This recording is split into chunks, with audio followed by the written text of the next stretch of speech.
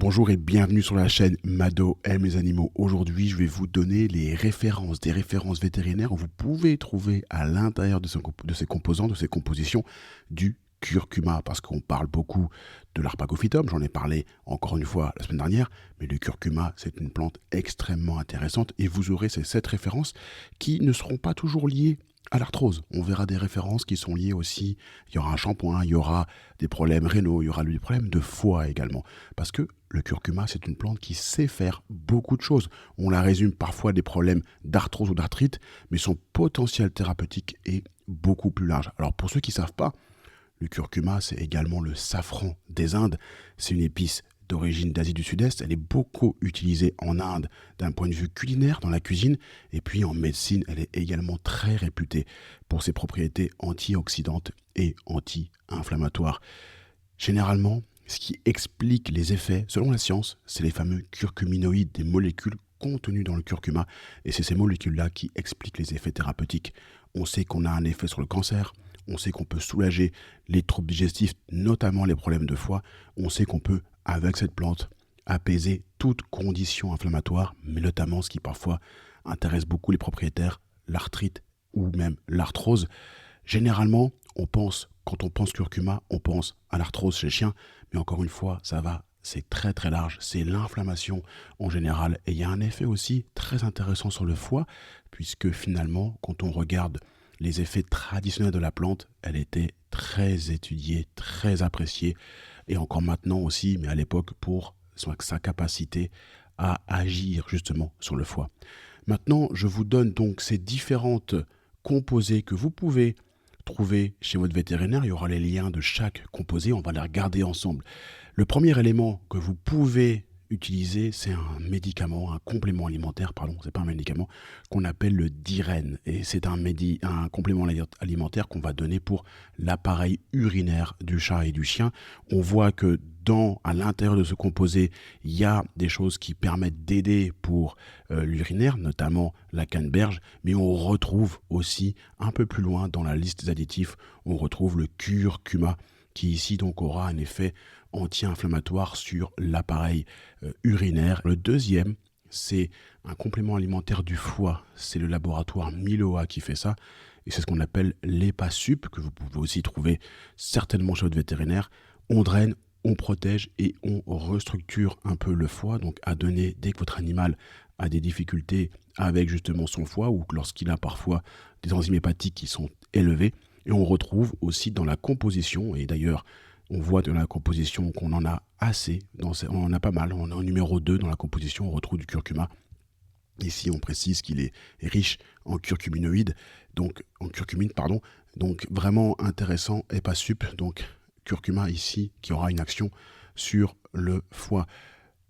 Le troisième produit, laboratoire Labea, alors j'ai pas trouvé, désolé, des fois je ne trouve pas sur la page du laboratoire, donc je suis obligé d'aller sur une autre page, ici une page qui vend ce produit-là, et ici c'est quelque chose qu'on fait avaler, intéressant, peut-être, je ne connais pas le goût, je ne sais pas si l'animal accepte ça, c'est un produit que j'ai jamais utilisé, mais on va avoir le curcuma ici avec, comme précisé, une action positive sur le pancréas, c'est plutôt une action positive ici sur le foie ou sur l'estomac ou sur le côté digestif, mais intéressant à donner si on a son animal qui a des petits troubles digestifs.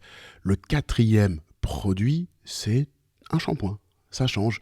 On sait que le curcuma, encore une fois, a une action large. Il peut aussi avoir une action sur la peau lorsqu'il est appliqué, ici sous forme de shampoing.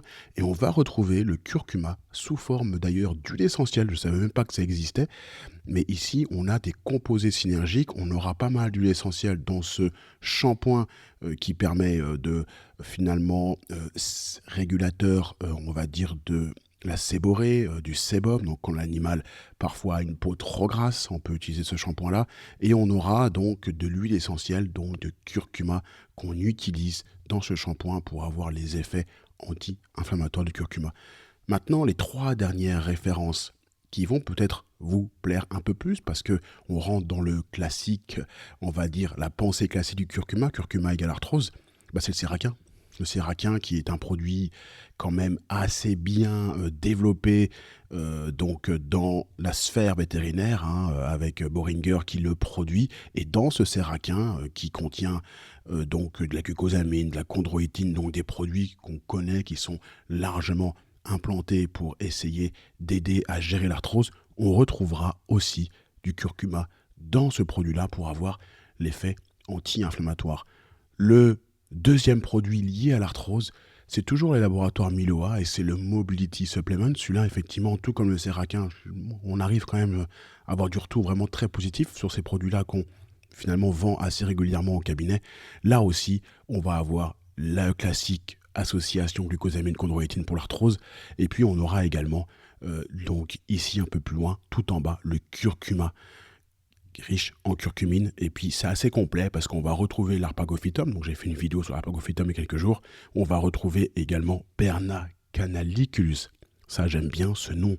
Derrière ce nom un peu complexe se cache la moule verte. Moule verte aussi très appréciée dans le monde, on va dire, animal et vétérinaire pour ses vertus anti-inflammatoires et ses vertus contre l'arthrose. Et puis je terminerai par un dernier complément qu'on appelle Algicro qui participe à l'amélioration du confort articulaire et musculaire. On est toujours sur les laboratoires Labea et on retrouve donc du curcuma en extrait, d'accord.